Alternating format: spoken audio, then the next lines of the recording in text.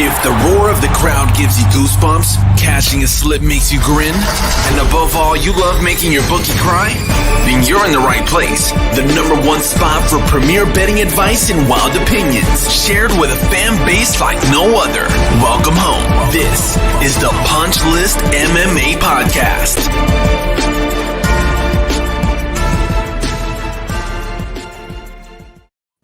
Oh, good evening, ladies and gentlemen. It's your boy Dale in here with the co-host du jour, as I have now dubbed you. Soup, what's up, buddy? Nothing much, man. Yeah, my brain's taking a minute here. We gotta get this. We gotta get this rolling. Get this together. No, I just got some life stuff on the plate, but it's time to put that aside. And when you walk through the door at work, you leave your personal life on the outside. Wow. And it's time to get to work. I honestly thought you were inspired by tonight's Dr. Oz versus John Fetterman debate, based on the way that you're acting, just like Fetterman. I'm gonna throw this out there. I'm not gonna lie. Yeah. I do have the Fetterman Oz debate recording. Yeah, it's sweet. I need to sit down and watch an absolute shit show train wreck. Bro, I've watched clips. Like Twitter is doing a great job of clipping it. And it is, I'm not going to spoil it, but it's everything you are wanting it to be. Oh, my God. So, wow. Yeah. It's times like this I wish we lived closer because I just come over and we could just sit and watch it together. It's a nightmare. It's a good time. The country, especially the political arena, has long been a joke, but the fact that we have a vegetable going up against a fake doctor is just real super. I'm a big fan. Yeah. I'm a big fan.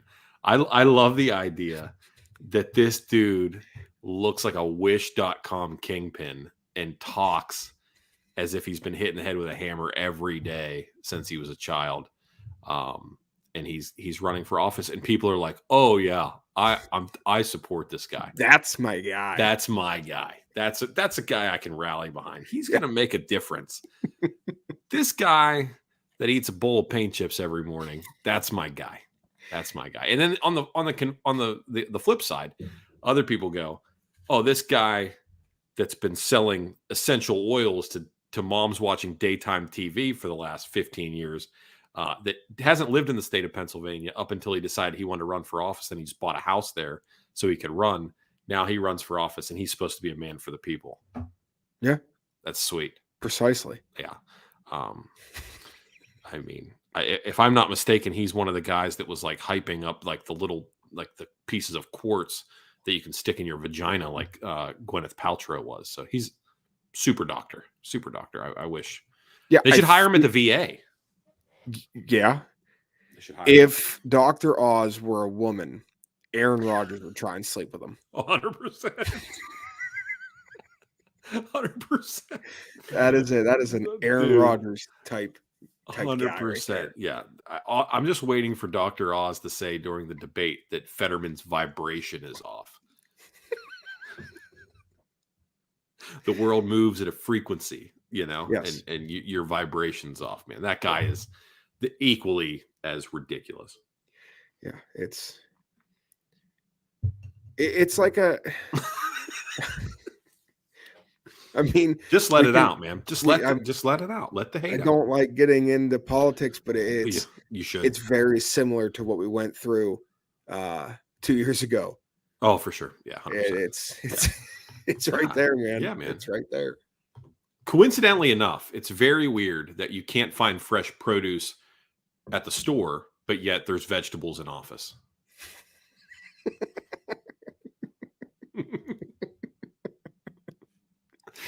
Anyway, let's get into this, right? Yeah, let's get to that now. We'll just start everything off with a bang.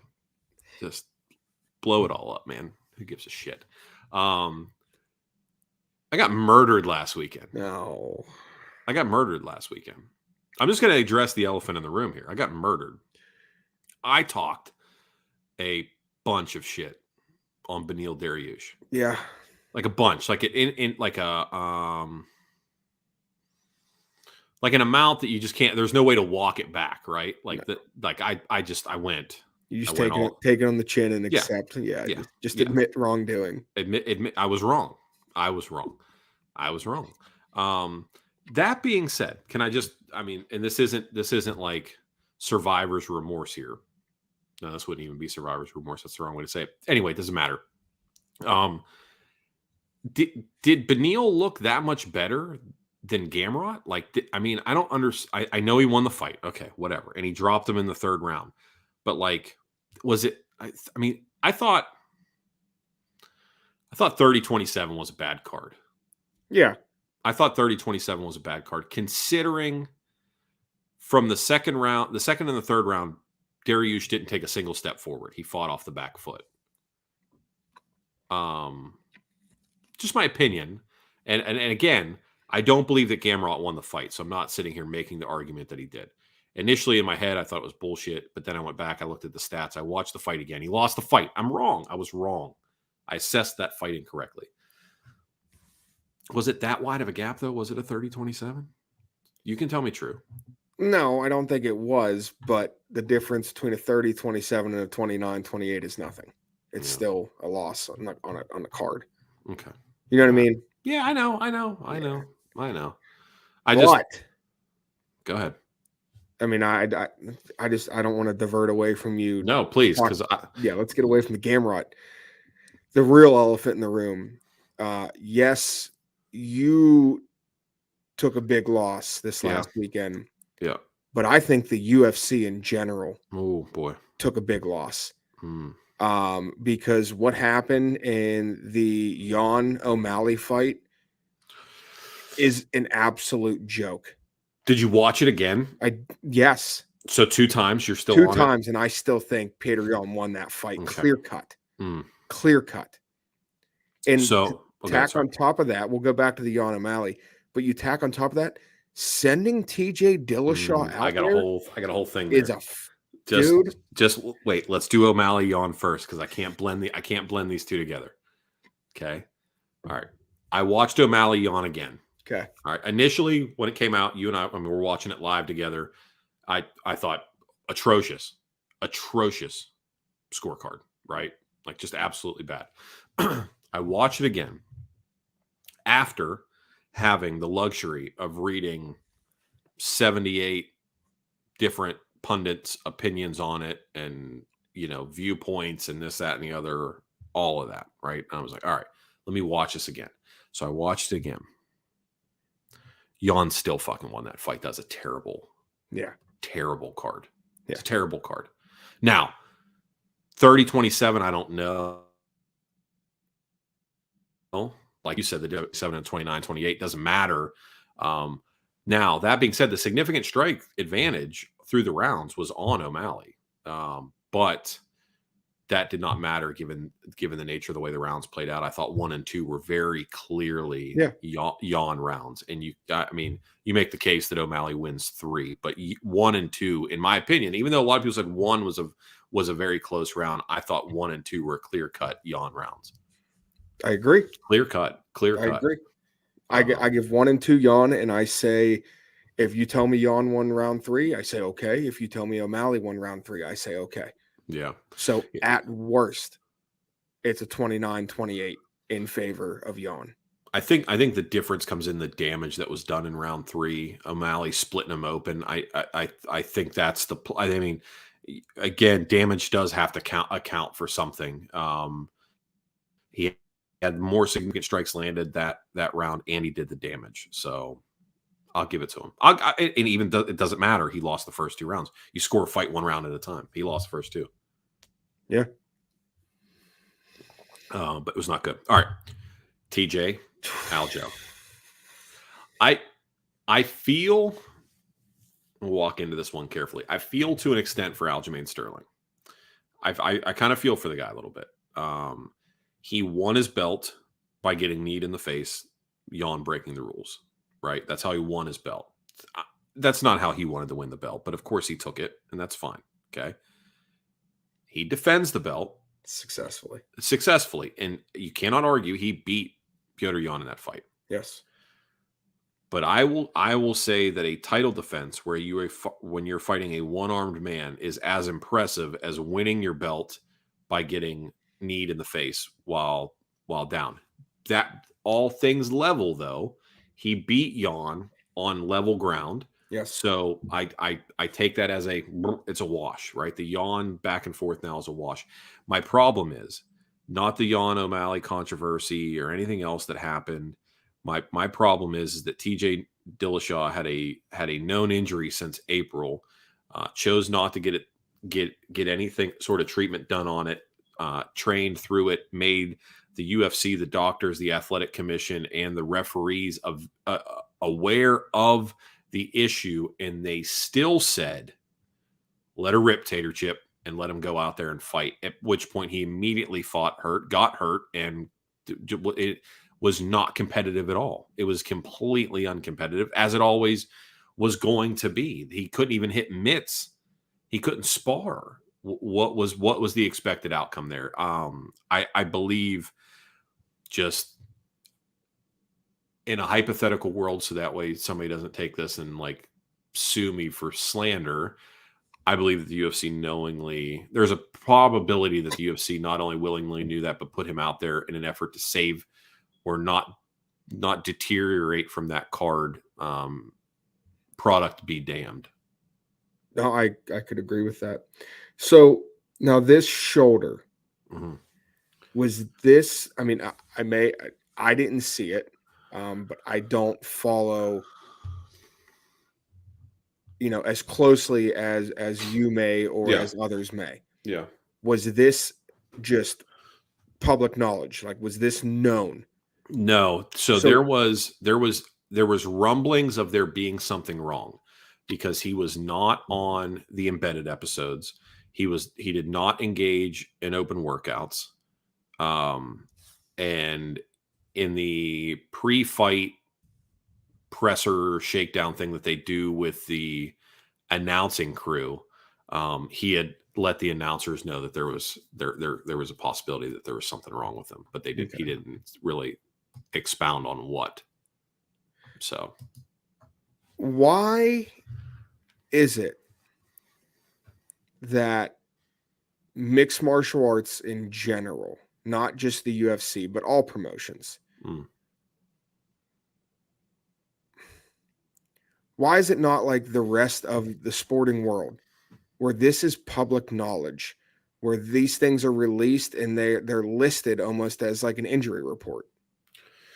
Because we have no governing body. So this goes back to, it's a genuine question. I don't. Right. So this goes back to the same thing with a lot of other things. When you fight for the UFC, Bellator 1, you're an employee. You're not an individual contractor. Yes, you're under contract as like a 1099, but the company is owned. The promotion rather is owned as a corporation, or in Zuffa's case, an LLC. Okay. So you are not beholden to an overarching regulatory body. So like NBA, MLB, whatever, there is a oversight of league regulators that are on top of all these things, from both the player and the owner's perspective. There's a checks and balances in that regard. The UFC does not have that, right? Like, it's no different than if let's say you and I own our own trucking company, right? Right. And we have guys out on the road driving trucks. It is not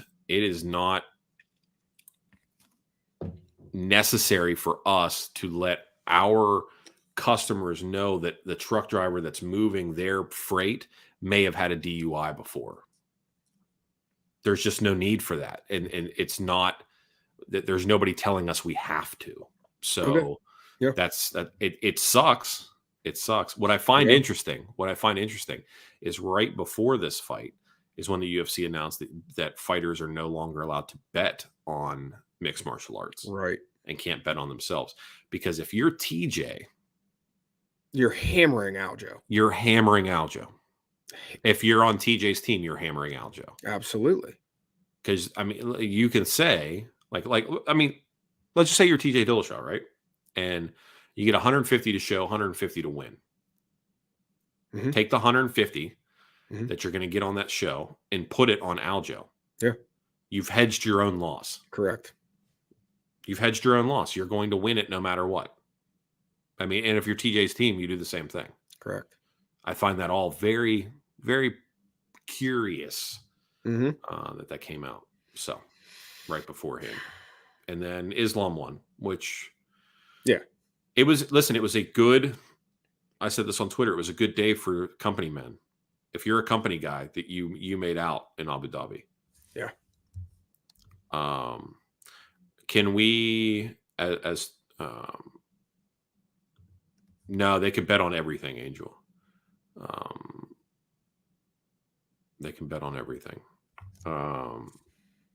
Which is the ability to bet on everything is just super shady. Well, I'm not saying TJ is the reason for this, but the reason, right? The person that contributed this most is fucking James Krause. Yeah. Like if you're a fighter, James Krause messed this up for the rest of you. Like James Krause did this. James Krause literally so dude, this is a whole big murky thing. The conflict of interest that exists between the UFC, DraftKings, and James Krause, and then all of those things individually, apart from one another, it's such a conflict of interest. It's unbelievable. Like it's the UFC should not be sponsored by DraftKings for starters, because the UFC knowingly had a fighter with an injury that they let walk to the octagon and was partnered with a sports book that took action on that fighter. Correct. That is a massive conflict of interest. Yeah. The flip side of that is James Krause is employed by the UFC to talk about betting lines and make betting recommendations for fights, including fighters that he coaches, that he then offers up the same betting lines that are available through the sponsors of the UFC. Again, massive conflict of interest. That is just, I'm not saying it's criminal, but what if I don't understand the law well enough, but that seems like there's a whole lot of shade right there. Yeah. So, and then you have Calvin Ridley, who gets suspended an entire season for betting $1,500 total on his team to win when he's not even on the field. Correct. It's just, it makes no sense to me. No sense. None at all. But like you said, it goes the whole way back to the governing body, and that all makes sense now. That's so. That being said, can we talk about Sean Brady getting knocked out? No, I don't want to talk about it. It was a bad stoppage. Can we say it was a bad stoppage? Now, Sean Brady's not arguing the stoppage though, but I thought it was a bad stoppage, mostly because I was on Sean Brady. Bad stoppage. Do I think he gets out of that? Do I think that that there's like 10 seconds left in the round, right? Right. It's a long 10 seconds. Hell yeah, when you're getting battered. Yeah. But even coming out off the stool after the minute he gets, dude, I think that Sean Brady recovers and wins that fight? No, I don't. No. But it's still, it's still a bad stoppage. You're going to stop it standing strikes? All right. A little bit of shit talk here. What is more unimpressive? Sean Brady getting rocked and finished while standing by Bilal, or Bilal being unable to sit Sean Brady down while he's essentially just sitting there taking every shot he throws? Yeah. Which one's more unimpressive? I'm going to say Bilal's inability to finish Sean Brady there, because the fight getting stopped was out of Sean Brady's hands. Okay. Yeah, I'll go with Bilal too. Because it's getting punched in the face, right? You get punched in the face, ear, whatever. It doesn't matter. It's a grown-ass man punching you in the face. He hits you right. You get your bell rung. But the fact that you had him essentially dead to rights, he's standing there. Couldn't finish him. You couldn't sit him down. You had to have that little weird goblin come in and wave the fight off. That was more unimpressive. Yeah, I'll go with that.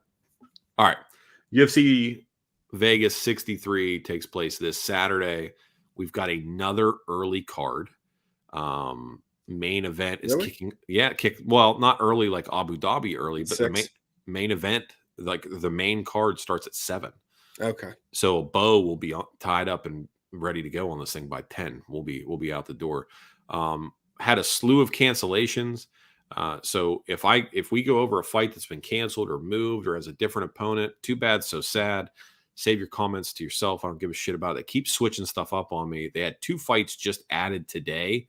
Was it Moda and Durden fight, and then there was another one that was added, Weems and Christian Rodriguez. I don't have odds for those, and we're not talking about them. So Fetterman won. Forget the you know what? The bullshit.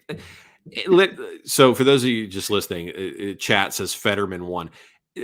That was always going to be the play. The bar is set so low for candidates anymore, and in particular Democratic candidates. All they have to do is be able to stay standing, and people are like, "Oh, that's the one. That's the one." And then if it's not if anybody that says anything different, they'll be like, "Oh, QAnon, Christian nationalist, right-wing conspiracy theory." Blah. It's literally anybody that watches that and thinks that dude is mentally competent enough to hold an office. I can't help you with that. I don't know what to do with you. And you're an intelligent guy, Brian. You know that guy's not fit to do anything. He can't even tie his shoes. And that was before the stroke. All right.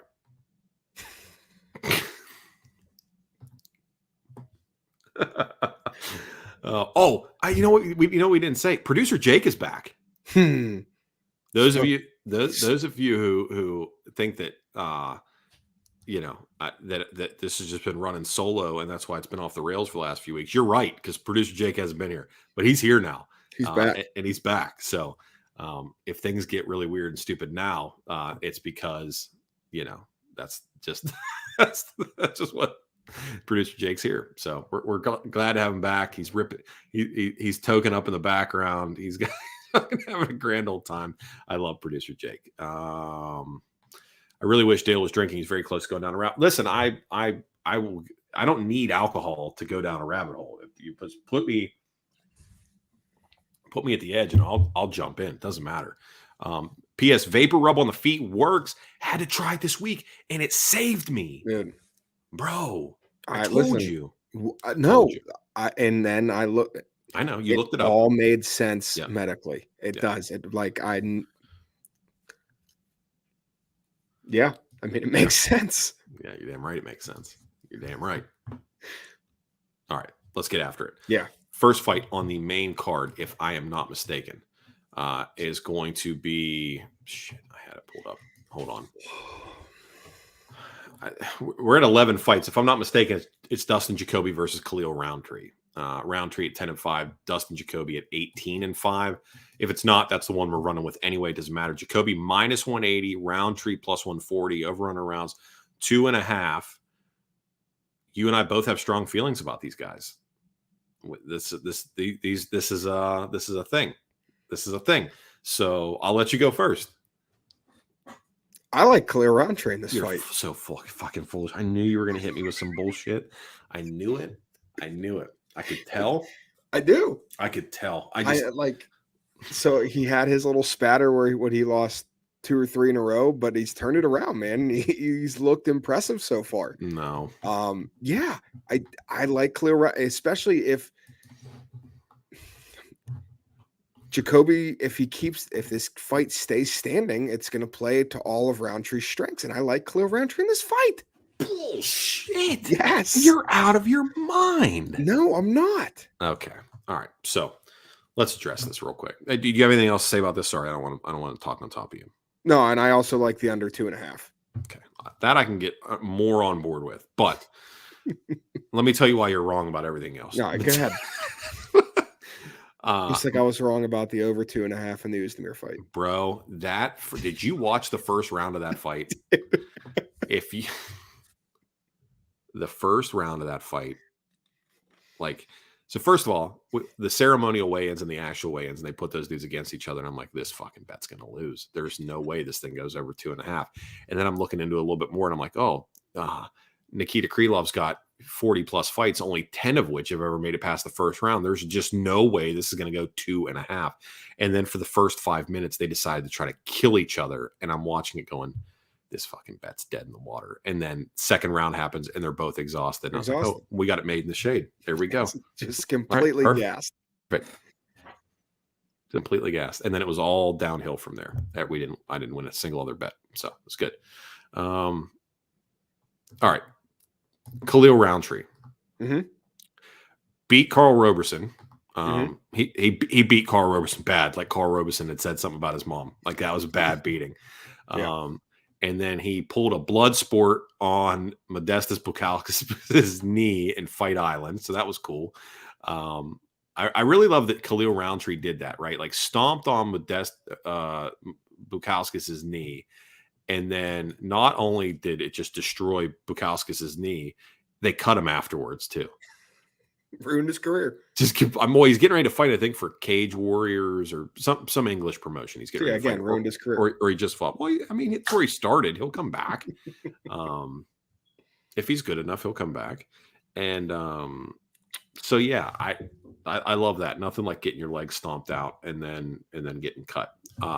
That being said, Dustin Jacoby, I vehemently disagree with the idea that if the fight is standing, that plays, it plays to Roundtree's strength, but he does not have the advantage while standing because Dustin Jacoby is a world champion kickboxer. Correct. So okay, yeah. Well, no, I mean he is. No, like I wasn't saying that Roundtree has the advantage standing. Right. I know. That's why I slowed down. Right. Because I realized I was about to say something that you did not say. Right. I just, if it stays standing, Jacoby is, I mean, it's his world. That being said, I hate guys that are on long win streaks. And Dustin Jacoby has won, 8 in a row, 7 in a row, 7 or 8. That's a lot at light heavyweight. That's a whole lot. And he's taking on Khalil. Khalil looks good. I think that Khalil needs to feel confident in who he's up against. And I don't necessarily know that Khalil looks at a stat sheet and goes, guy's a world champion kickboxer. He's on a 7-fight win streak. He's looked absolutely untouchable lately. He trains at altitude. He's got one of the best gyms in the world. He's supremely confident. I'm going to beat this guy. I think that Roundtree needs to see some sort of flaw in your game where he can get himself into the point where he thinks he can win the fight. The guy's openly admitted he's a head case. I can't bet on him. I'm on Jacoby here. You know what that means? What? What do you call it? The people's main event? You want to do a people's main event right now? There might be something else that we disagree on more than this. I don't think there's going to be, but sure. Yeah, go ahead. Okay. Go ahead. Yeah, we'll see what else is out there. All right. Yeah. I bet you there's going to be something else we disagree on more than this. I have a feeling. I've got a feeling. Let's see. What do we got next, Jake? Is it Tresean Gore versus Josh Freemed? I believe it is. Tresean Gore, 3-2. He's blistering, man. I freaking love that. Love that Bellator record, taking on Josh Freemed at 9-3. Josh is at a -185. Tresean at a +145. Over in rounds is 2.5. I don't think you know either one of these guys, do you? No, I know who Josh Freemed is. Dude, his nickname's the Big Yins. I know who he is. Okay. He's from a bird. We're on him, right? We have to. Oh, absolutely. Just because he's a bird guy. Absolutely. So Tresean Gore is going to, okay. So that being said, analyze what was just said there. We're literally betting based on geographic location, not based on skill. Okay. My problem with Tresean Gore is mostly aesthetics. I don't particularly love how he just relies on his explosiveness to win fights. Additionally, physiologically, it's not a good look for him. Very small chin, very large head. It just doesn't bode well for impact, right? Coming off a loss to Cody Brundage. I like Cody Brundage, but in that fight, I did not believe that to be very competitive. And then he got slept by Cody Brundage. So Getting knocked out by Cody Brundage does not bode well for you against the guy. Bode well against or bode well for you. There you go. Again, there you go. Thank you. Like a guy like Josh Friend, who unanimous decision lost to Anthony Hernandez, which fucking Anthony Hernandez. I mean, the truth, man. Yeah. Future of the division. So, can't say that. I won't say anything negative about him. So, we on the big yins? Yeah. All right. Sounds good. Let's get after it. Let's see here. Jared Vanderhaar taking on Waldo. No, is it Waldo Cortez Acosta Cortez? Well, I can't tell with these 3 name fuckers, man. It don't even make sense. It doesn't make. If you've got 3 names, you either need to be a fighter or assassinate a president. That's the only reason to have 3 names. Or or someone who assassinated a president. Yeah, that's what I said. You a fighter or a guy or somebody who assassinated a president. Okay, yeah. I thought you said assassinated president. And I was thinking, no. Okay, JFK. Okay, but Lincoln. Yeah. All right, yeah. What was Lincoln's 3rd name? It wasn't. Oh, okay. There wasn't one. Yeah. That being said, I guess maybe what's your feeling about dudes that take, or rather a guy that gets married to a chick? Hold on. Let me finish. And takes her last name. No. That's not the way I was going to go with this. Okay, all right. It's not the way I was going to go. They get married and she keeps her last name and hyphens to his. It depends. Okay. So where I see this acceptable, as well as not taking the last name at all, is if, depending on her profession, if she's already built, a successful business, or she's already recognized by her last name, i.e. a doctor. Like doctors, I fully understand, or a lawyer. I fully understand not taking the last name of your spouse. Yeah. Yes, absolutely. Okay. Yeah. I mean, because they're recognized as Dr. So-and-so, and then they get married. Yeah. I completely understand that. Okay. Why? Now, what about a dude that takes it? Well, I'm just wondering. I've always just been. Did this dude take his wife's last hyphen with his wife's last name? No, I have no fucking clue who this guy is. I have no. Jared Vanderhaar is 12-9 as a professional. I cannot bet on him at all, even as a heavyweight. He's terrible. What the fuck on? What? Brian says he feels like I get bullied on here. I don't feel like that way at all. Oh, do you feel bullied? I don't feel bullied. That's good. You shouldn't. Am I steamrolling you? No. Okay. No. You're damn right. I'm not. Do something about it. But anyway, back to this fight. I like the over 1.5. These big boys. These are big boys. Fuck it. Let it run. Who cares? They're big boys. Who cares? They're real big. But this is if it gets out of the first round. It's an even money though. We're actually over 1.5 at -130. Okay, what's the fight to go to the decision? Okay, let me look. All right, I don't want to get too frisky. I do like over 1.5 in this fight.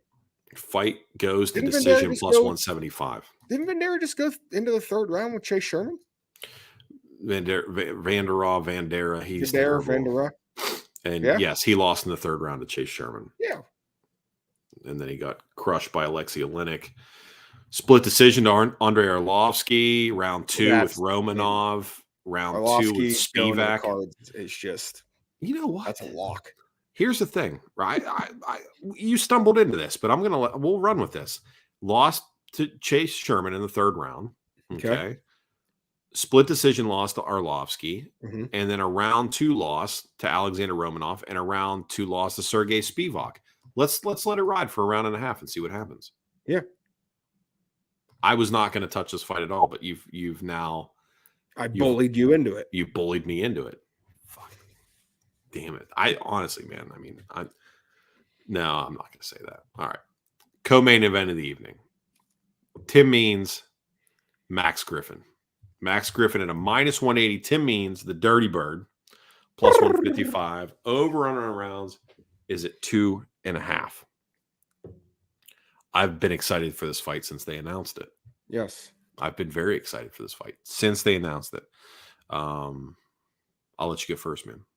Give me the wily vet who's not amazing at anything, but good at all. Good at everything. Mm-hmm. If Tim Means can survive the pressure in the first round, give me Tim Means to win this fight at a plus 155. Yeah. I struggle with this fight because I go back and forth a lot. And I'm not going to say anything that either one of these parties are not aware of here, is that I think Max Griffin is probably, which is weird because Max and I are the exact same age, born on the same day, the same year. Yeah. Oh, wow. That's weird, right? Yeah. So the fact that, in my opinion, that Max Griffin is at like he's probably the best he's ever been. Like he consistently looks better every time we see him. Seems weird because I feel like I get worse every day I wake up. So I applaud him for that. And I think you hit the nail on the head. Tim Means is going to have to survive for a little bit, right? One of the interesting things that sticks out to me about this fight, even though he talked shit on him whenever he came on the show the first time, Max has switched up and gone over to Team Alpha Male and is putting in the work with those guys there. So I wonder if it gives him a new feather in his cap or a new card to play when it comes against a guy like Tim Means. Do we feel like we don't want to stand at range and trade with Tim? Do we want to push him against the cage? Do we want to grind him? Do we want to make it ugly? Because if you give Tim Means space to operate, things get dicey. Like he loves to throw that snap kick up the middle. He loves to use that jab. He loves extending combinations. The Dirty Bird can scrap, right? Now, he gets hit a lot. And as he gets older, he does not like, I don't say he doesn't like getting hit. Nobody likes getting hit. He doesn't respond well to getting cracked. And like we saw in the Neil Magny fight, Max can crack even later on into the fight. I would like to see him use that grinding, like make this ugly. I would make this fight ugly. I would not go out there and try to make this a kickboxing match with Tim Means. Correct. If he does, I think it favors Tim Means. I just skill for skill, experience for experience. I think it favors him. The power advantage is Max's. The knockout power advantage is Max's. I don't necessarily know who I would say has a slicker submission game.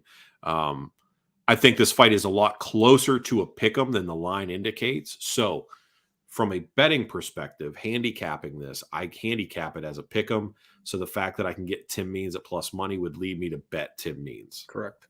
So, but skill for skill, this is good matchmaking. I said it the other day. I'll say it again. The UFC's done a better job the last like 6 months or so at giving us good matchmaking. It was getting really shoddy there for a while. Better matchmaking, better pizza, Papa John's. This is good. I handicapped it when it first came out as a pick'em. Tim Means at plus 155. I mean, just it's simple mathematics from a betting perspective. I'll go Tim Means at plus 155. Yeah. Now, not to take away from who Max has fought, but Tim Means' experience with the gauntlet that he has run through in his career also comes into play here. I mean, I think just they have fought a lot of similar guys, right? But I agree with you on the pick'em standpoint. So you go for value, and you look at it as you're taking, you're getting an advantageous line. So plus 155, Tim Means. I'm with you on it. And again, it seems weird because, like I said, I think Max is getting better each time we see him out. And I think, let's put it this way. I think Max has a better chance of finishing this fight than Tim Means does. I think if Tim wins, it would have to be a later finish or a decision. I think Max could finish it at any time, really. I mean, he hits hard. But all right, just give me Tim Means round 3 sub. All right. Tim Means round 1. Let me pull the lineup. Let's see what we got. Yeah. I mean, you never know, dude. Like 67 different. Let's see here. Let's see. Give me Tim Means in plus 4,200. That's my guess. You're on. No, it's Tim Means by sub in round 3 plus 5,500. Yeah. What did we do last week? Chukagian in round 2? Yeah, Chuk in round 2. That was another 30-27 card. Did you feel like she lost that fight 30-27? No. I didn't think so either. And for it to be 30-27 across the board, no. Yeah, like it was like all 3 judges 30. Yeah. I was like, damn. Yeah. I don't know about that, man. No, me neither. Not that a 29-28 would have changed the result. It would not have changed it, but it just, again, it just 27. I just feel like at a certain point, man. Golly. All right, cool. Okay. Main event of the evening. Calvin Kattar, plus 100, taking on Arnold Allen, minus 120. Over under on rounds 4.5 here. I really, really like what the public's doing here. The money is coming in on Arnold Allen, and thank you, public, for putting your money on Arnold Allen. Keep doing it because, give me Calvin Kattar at plus money here. Yeah. So I have 2 plans of attack here. I'm going to lock a Kattar slip in at this lower plus money, and then just in case for some reason, the mob bosses in New England come in and start hammering Kattar, which they should be smart enough not to, but you never know. And that line starts to move. I don't want to miss out on an opportunity at plus money on Kattar here. So right. I'm on again, before we get into like the nuts and bolts of this thing from a betting perspective, if you're handicapping this fight, getting Kattar at plus money, please and thank you. Mm-hmm. Yeah, absolutely. So yeah, that's nuts and bolts of it though. Calvin Kattar's got 12. He's got to survive against the gorilla that is Arnold Allen for about 12 minutes. Yeah. If he can do that. When he gets into the championship rounds. Yes. That's where Kattar's experience kicks in. Yes. I mean, he's gone 25 minutes in 4 of his last 5 fights. He's a monster, man. He's so good. Yeah, dude. He's gone the distance, and Arnold Allen has not. Right. I think that's going to play a huge role. Arnold Allen cannot try to stand there and exchange with Calvin Kattar. Correct. Bad time, because we know Kattar's got a chin. Arnold Allen, how are the hands? I mean, they're pretty good. They're no. I mean, he's hurt his hands. You're talking about health wise. How are they? Yeah, gotcha. Physically. Yes. Yeah. No, I'm almost as confident in this as I was in TJ with 2 shoulders. With 2 shoulders. 2-shoulder TJ is a mythical fighter. We'll add him to the list of mythical fighters. No, so here's okay. You've got 12 minutes to survive against Arnold Allen, that silverback gorilla, that white gorilla. If you're Arnold Allen, you need to use your physicality right off the rip. So I was talking to a guy earlier today. If you're Calvin Kattar, you need to minimize damage for the first 12 minutes.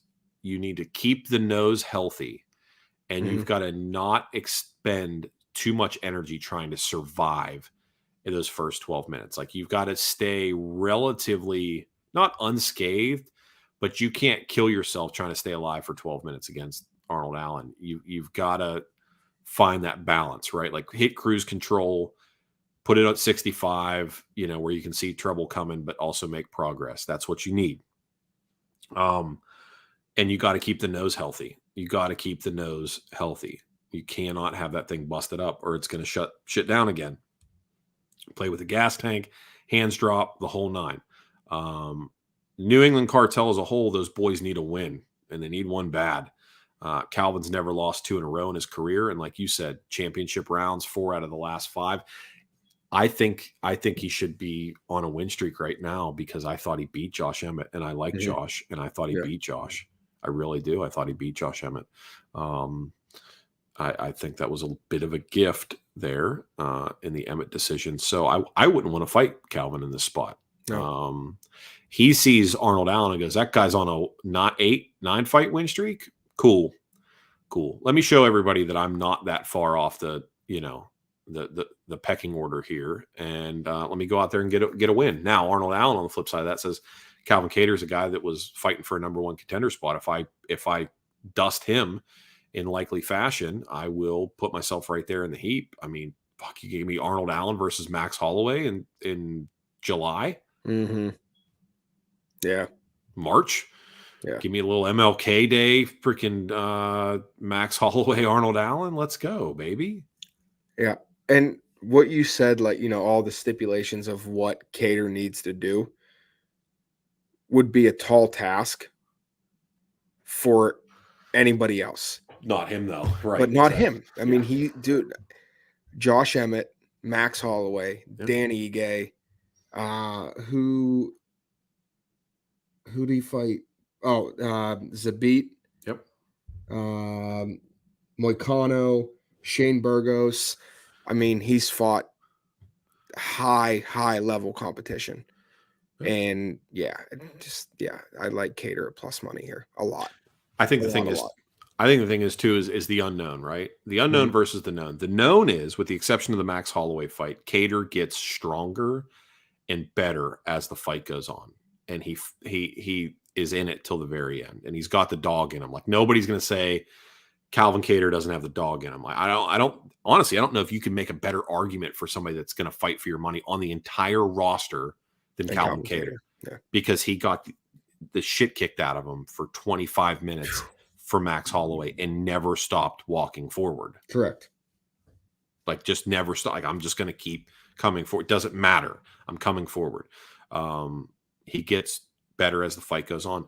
I don't want to say Arnold Allen is incapable of doing that. We just have not seen it. So I will bet on what is most likely to happen versus what I think might happen. So Kattar for a strong 25 gets my money, plus money at that. So I'm on Kattar here. 446 significant strikes is Absorbed. What Max landed on him. Absorbed. Dude, 446. Do you think, you're a scrappy guy, do you think in your life you've been hit in the head 446 times? No. 446, that's a lot. Your whole life, though? In my whole life. Have I been hit in the face 446 times? So, well, about your face, your head, your head and face area, yeah. Nah, dude, that's a lot. Yeah, you have. There's no way. I've hit you in the face close to that. That's a lot, man. I mean, maybe not full contact punches. I don't know.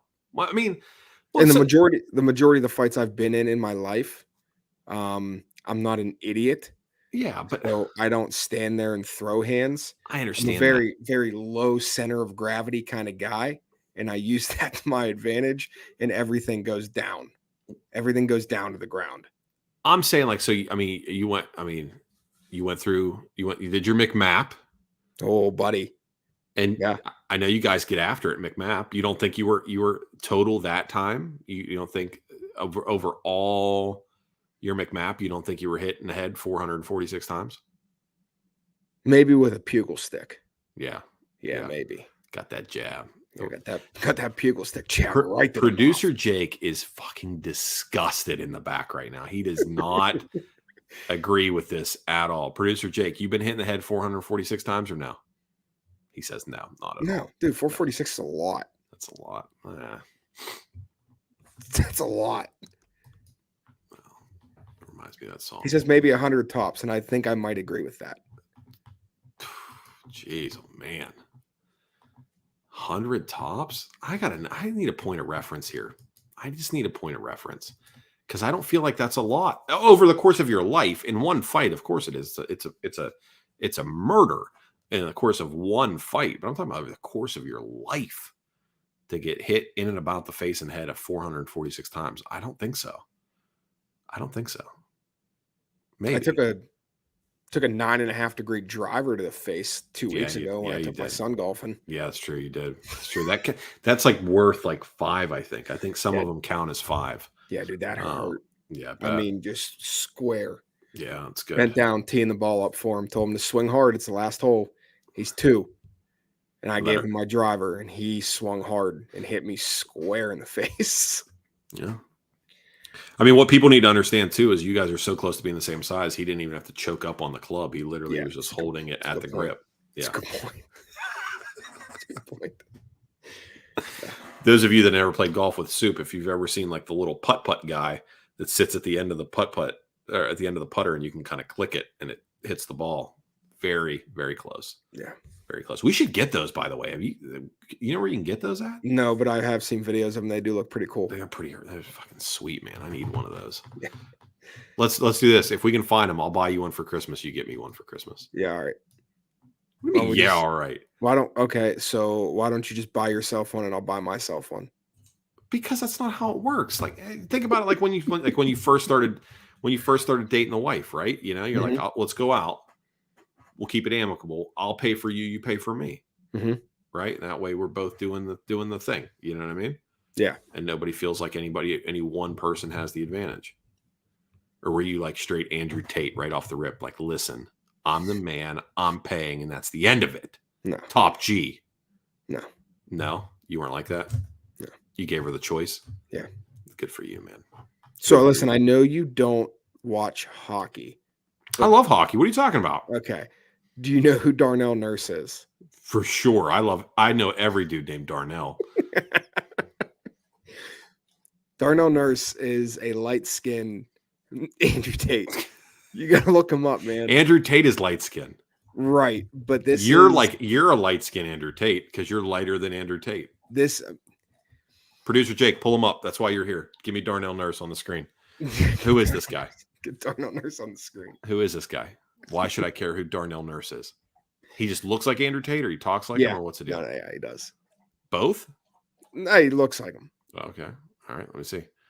Here we go. Oh, yeah. Producer Jake's a little rusty on the clicks here. Yeah.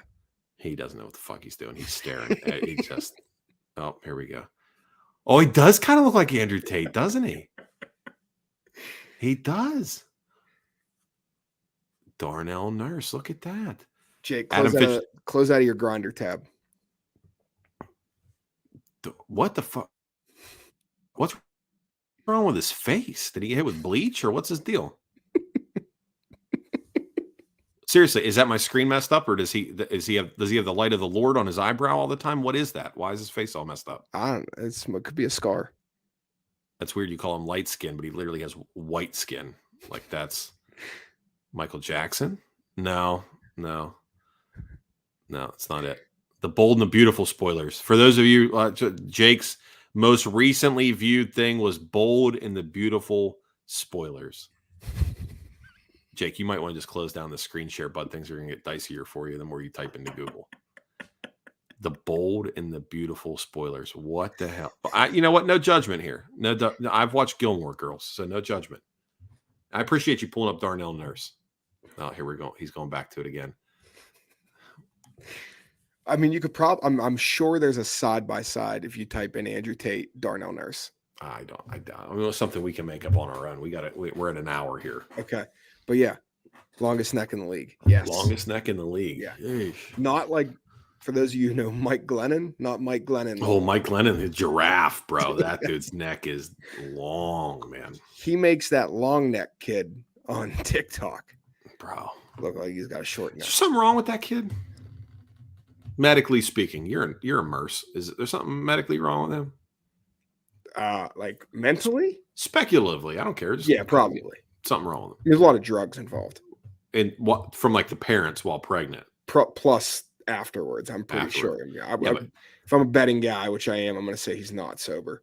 Yeah, but there's no drugs that make your neck long, is there? Maybe. Bro, inject it right into my, you know what I'm saying? Yeah.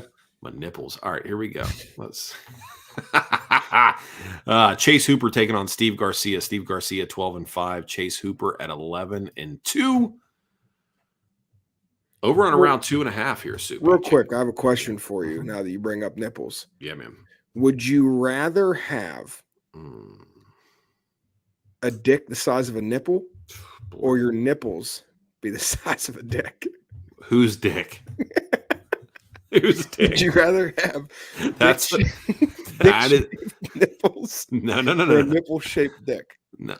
Well, that's if it's the shape, but they're the same size, it doesn't matter.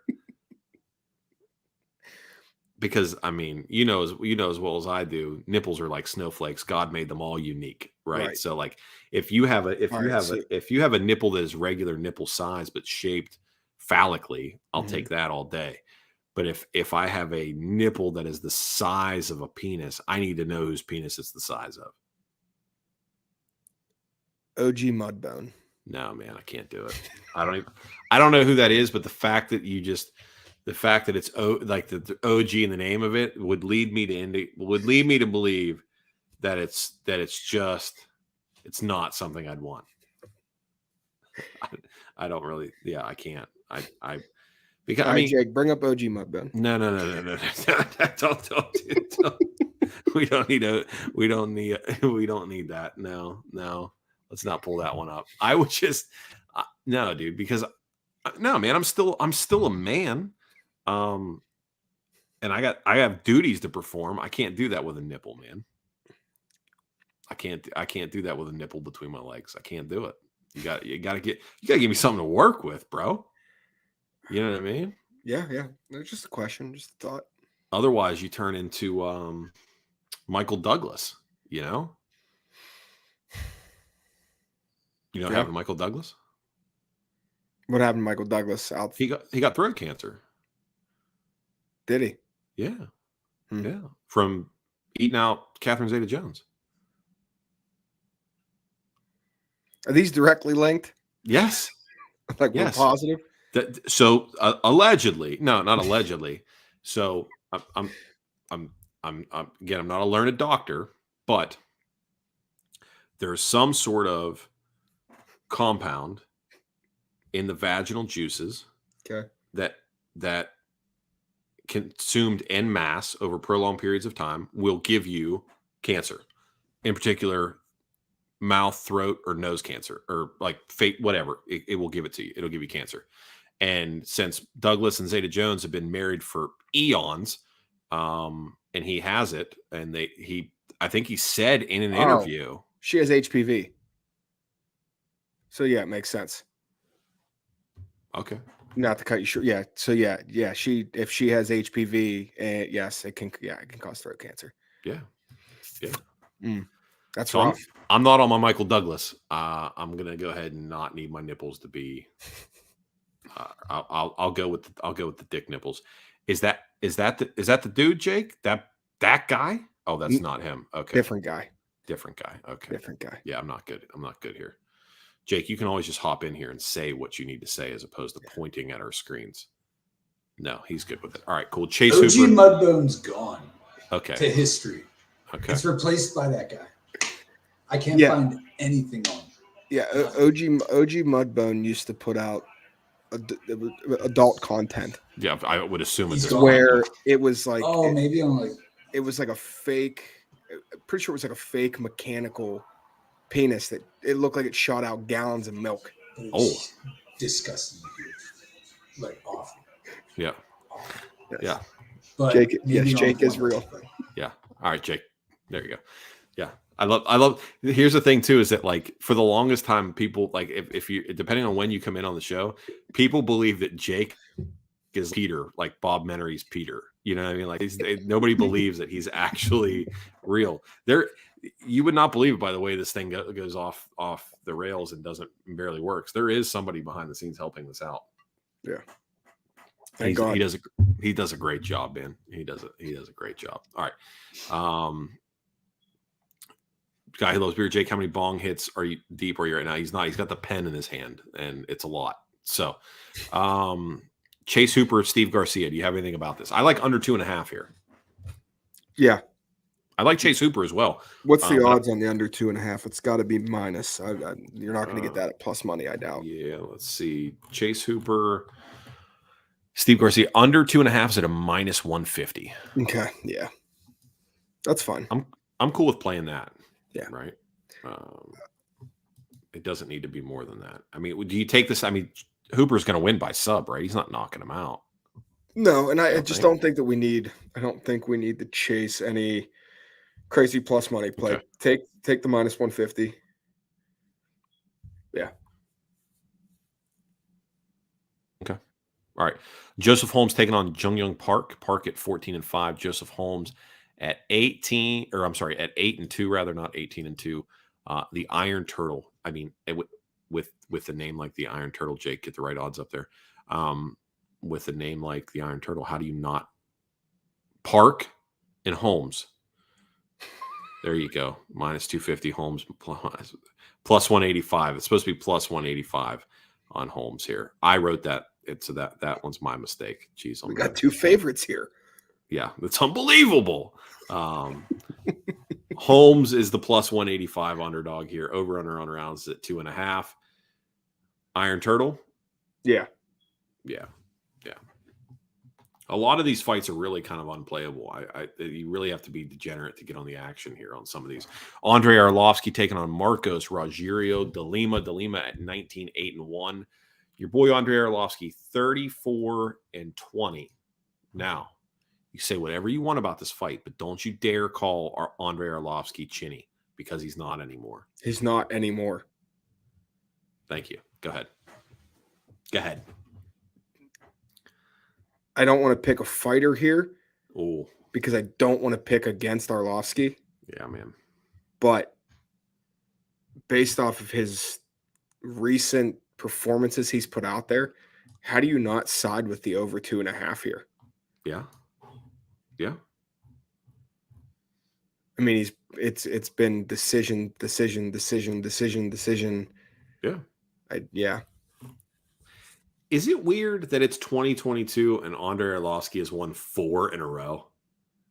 No, I mean, not really. I mean, he's just one of those timeless. Guys. He's timeless. Yeah. I mean, I miss the days of him fighting every 3 months, fighting Tim Sylvia over and over and over and over again. Dude, from 2016 to 2019, he lost 8 out of 10. But he's a guy that you can't cut him from the promotion. I mean, 8 out of 10. 8 out of 10's bad. Yeah, and then has won 6 out of his last 8. I don't know how you don't take a stab on Arlovsky. I mean, you have to, right? Plus money. Dude, Arlovsky at plus money is like the new Neil Magny. Arlovsky by decision. Arlovsky by decision. Let me look and see what it is. He's not going to finish him. You don't think? No. No, probably not. You're probably right. No, you're probably right. Here's what I love. The way he wins his fight is by decision. Dude, on a card this fucking shallow, why can we not get Andre Arlovsky on the main card? Like, yeah. Come on, man. Arlovsky by decision plus 275. Yeah. I hate to play anything by decision. I absolutely hate it. Okay, then just take Arlovsky.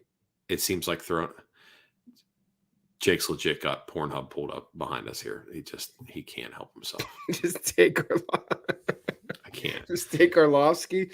2 different plays. Take Arlovsky and take the over 2.5. Okay. All right. Fair enough. So then if he loses a decision. No, don't do it, Jake. Jake, you got to close that out, man. I can't. Jake, don't do it. No. I mean, dead serious. You can see in the background, Jake had some chick getting piped down in a little blacked out, like faded out screen. We can't do that. By OG Mudville.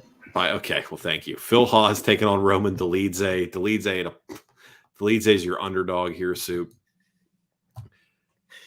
Give me the odds, Jake, for Dolidze versus Hawes. The wheels we're done here. We're just going to we're almost done. Dolidze plus 150, Hawes minus 185. Over on rounds is at 2.5. How do you feel money play because I feel like I like him here. I'm not sold on Phil Hawes at all. I don't like him. Yeah, but he beat one of your least favorite people in the entire promotion. Does that mean my enemy and my friend? Exactly. Come on. I mean, anybody who takes down a Dawkins brother. It's hard for me to, you're doing the Lord's work. You're doing the Lord's work by snuffing out a Dawkins. So in that instance, I thank you for your service, Phil Hawes. But dude, you've got the alt, dude. You literally have the kid. Okay, so let me ask you this. Okay. Are you a karma guy? No. You're not a karma guy. No, I don't believe in karma, jinxing. I don't believe in luck. I don't believe in any of that. No luck? Not really. Okay. I don't believe that somebody can be luckier than somebody else. That's weird for you to say, considering everybody that knows you considers me the luckiest person. The luckiest person they know. Yeah. Yeah, I know. Yeah. So yeah, Austin already knows. Are you aware? Are you aware of this saga, the Roman Dolidze saga?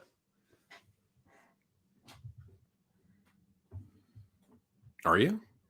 Who, me? Yes, you. No. Sorry. Oh, okay. So you remember Cheyenne Bays or Buys? Yes. Yeah. Well, she goes by Vilsmus now because she ran away to Georgia with Roman Dolidze. Mm. Yeah. Dolidze's a home wrecker. Exactly right. Adam says home wrecker. Dolidze did not know how to window shop. So he took it. Yeah. He took it. So my question then becomes, do you think that there might be some karmic justice that takes place here? I'm wondering how it has been determined that Roman Dolidze needs to be this sizable of an underdog against a guy like Phil Hawes. That's what I can't wrap my head around. Make me understand this from a Vegas perspective, because Phil Hawes, while yes, he is 12-3, has not shown himself to be wildly consistent. In fact, he is, got knocked out by Chris Curtis, and he beat Deron Wynn. But I mean, Deron Wynn is 5'1.5", right? Like, he's not good. What are we seeing here? A win over a Dawkins brother, beating Deron Wynn, getting knocked out by Chris Curtis, and then you've got Roman Dolidze, who's 10-1, who also has killed the same Dawkins brother. A win over Loriano Staropoli, John Allen, Kitas Abrigimov. Not any better level of competition. But what makes Phil Hawes such a decided favorite here? I don't know. I have to go Roman here. I like Phil Hawes in the fight. Yeah. All right, so you on Roman Dolidze here? Sure. All right. Sounds good. Yeah, So, I don't have an argument otherwise. Okay. So, do you want to go under 2.5 here? Because these guys are big and they swing hard. Let's go under 2.5. Okay. Can we do that? Why not? All right. Well, I guess there's nobody saying we can't. Under 2.5 at a -140.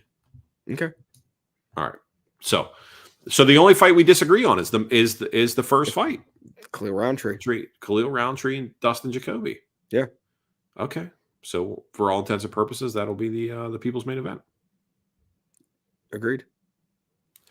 You're doing this fucking weird thing again. I don't understand what you're doing.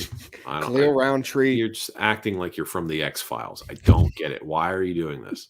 Khalil Roundtree by Murda. So you think he's going to knock out Dustin Jacoby? No. Okay. Murder. Well, okay. So you think he's going to murder? Okay. Oh, man. All right. He's going to murk him. All right. Give me your money line leans. All right. Go. Doesn't necessarily have to be reflective. Hooper Garcia. Hooper. Same. Holmes Park. Park. I'm on Park as well. Delima Arlovsky. Arlovsky. I'm on Arlovsky. Hawes and Dolidze. Dolidze. I'm on Dolidze as well. And we know the Jacoby Roundtree thing. Gore and Freem. Vandera. and Acosta. Vandera. And Tim means Max Griffin. Dirty Bird. Bird is the word. Calvin Bird Cater, Bird Gang, Arnold Allen, Calvin Cater. Calvin Cater. I'm on the same thing. Should I bet still? Should I be betting still? Yeah, it's a marathon, not a sprint. All right, I'm back. I was literally ready to be done. Saddle. I was ready to be done after Saturday. I was like, I'm taking the rest of the year off. I can't do it anymore. If I stopped every time I had a day like you had on Saturday, I know. I'd be stopping every week. The problem is I'm having a year of Saturdays. I'm having a whole year of Saturdays. I'm better than this. You know what's honestly got me wrong or has me raw about the whole thing is that my reads are wrong. Yeah. I don't have a problem with a guy coming out and getting clipped or subbed or whatever the case may be. But I like to feel like I have a good general idea of how a fight could play out or will play out. And to be so god awful wrong with it this year, that's what's got me. That's what has me really. Yeah, because it's not only does it make you feel like a bad better, it makes you feel dumb. Yeah. Dumb. And there's nothing worse than feeling dumb. It hurts your pride. Yeah. It hurts your pride. Big shot to the pride. A big shot. I mean, if somebody comes out and Jorge Masvidal is a Ben Askren, fuck whatever, what are you going to do about that? You know? But like I talked so much shit about that Gamrot fight and I was so wrong. So wrong. Mm-hmm. So yeah. I don't know. I had a guy message me. You love these people too. I had a guy message me. Favorite. Yeah, this dude. I'm not gonna say his name, but he only shows up whenever I eat shit. Absolutely. And he sends me he sends me a thing. He goes, "I hope you can't pay rent this month because I can't now. Thanks." And I replied, your response should have been, and my response was, if you're depending on someone like me for you to make rent, you're fucking up because I'm not the guy. That ain't me, bro. Also, I don't rent. I own my shit, bitch. Thank you. So that should have been the response. That's the response. Yeah. Just the ultimate cuck. Be like, I don't rent.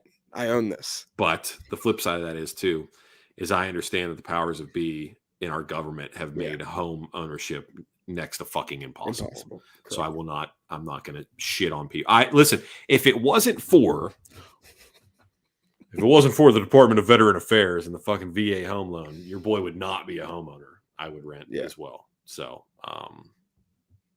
that the VA saved me there. But yeah, why can't I send the Goodwill Hunting It's Not Your Fault gift? Perfect for this. Just text it to me. It's still, so it's the same. I hope you can't pay rent. Yes, Brian. Thank you. Thank you.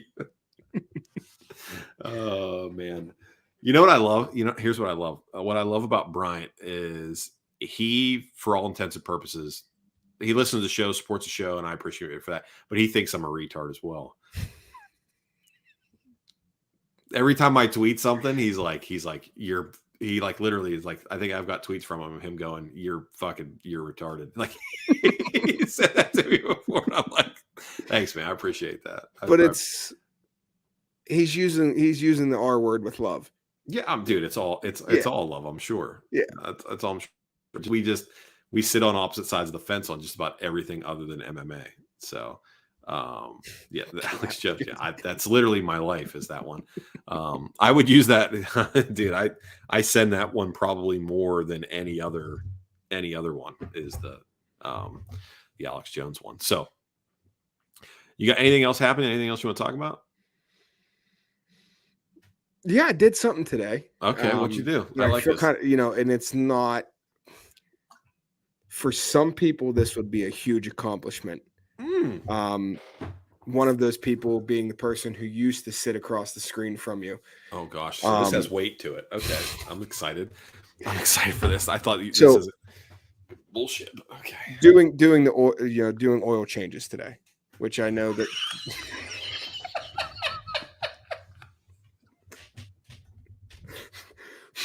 One person who sat in a chair similar to me at one point in time. It's over. It's over. Holy shit. Oh my gosh. All right. That was a big deal for him. Yeah. But I had recently purchased a Volkswagen this year. Yeah, you got a Volkswagen, got a And foreign car. I was dreading the first time I had to do any sort of maintenance on the car because, they're great cars, super reliable, but the big knock on them is like when it comes to doing any type of maintenance, what even simple as oil change, just a complete pain in the ass. Yeah, for sure. Not so much. It was good. Easiest thing in the world, dude. Oh, really? Filters on top. Okay. Just pop off the cover on the engine bay. Yeah. Screw the filter off, take the old filter out. And it's like it's not like your typical Fram filter. Right. It's like a filter, like an air filter, almost it looks like. Pop it in, screw it back on. And then the drain plug comes off with a flathead screwdriver. Ooh, baby. Super clutch. Yeah. You're not under there with a socket wrench fucking torquing your shoulder trying to and get it's it not off. like it's not behind or hidden. It is. It's okay. still behind like the oil pan. But it's I'm talking it's just a flathead.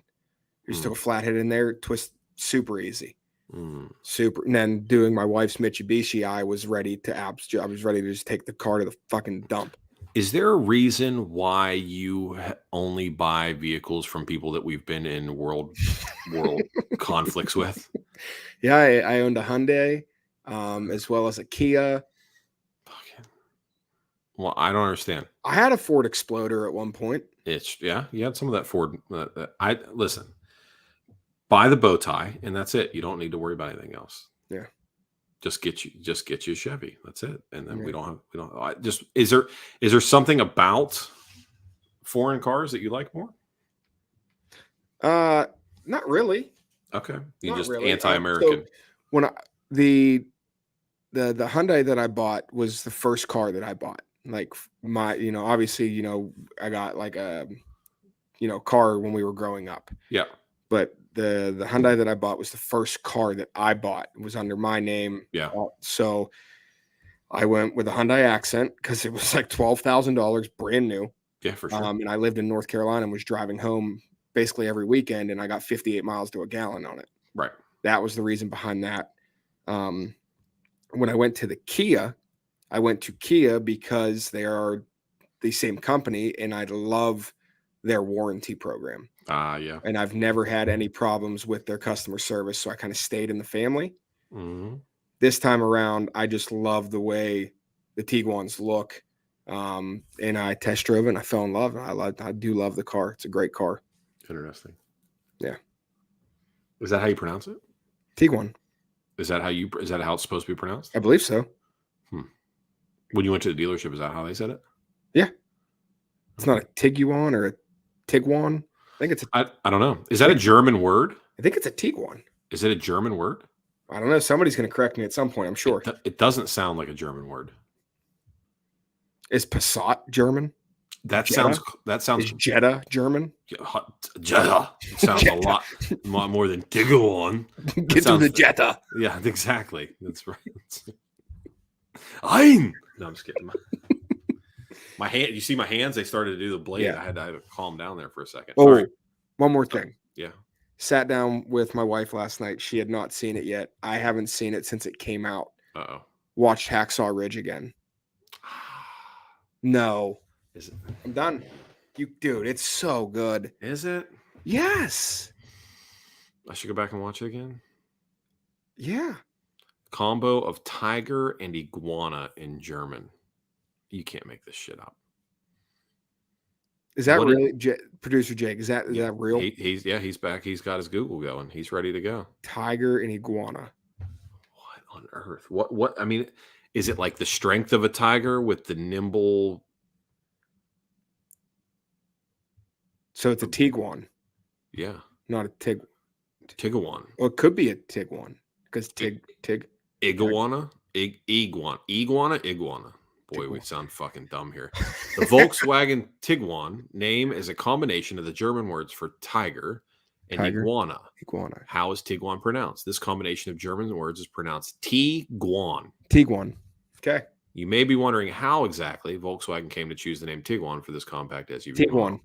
Yeah, interesting. Tiguan. Very well. Tiguan. Tiguan. I don't like it. Nah, I like how Jake left the OG Mudbone tab up there still. Like he did not close that out. So as soon as we're done with the show here, make sure the camera goes off. Goodness gracious. All right. It's been a real one. Appreciate everybody that continues to tune into the show. If you are interested in NBA, college football, and NFL plays, please head over to Soup Show at Gimme the Points. That is available every week. You guys record on Wednesday most weeks. If not Wednesday on the live stream, you post all of your plays to Instagram, and you don't do the Twitter thing yet, correct? So I've tried to get Tyler. I'm not a tweeter. You're not a tweeter. I've never had tweets. Yep. But he tweets. He's a Twitter guy, and he's on Twitter. Yeah, I've tried to get him to do the Twitter, but he won't do it. He's just very inconsistent. He's fucking lazy, man. It's hard to find good help, dude. It's hard to find good help. It's hard to find good help. All right. Nerd. Yep. Just when you think you get it under control, everybody just leaves you, you know? All right. Thanks, everybody that tunes in. I freaking love you guys and girls. And we'll see everybody on Saturday. Oregon Cow.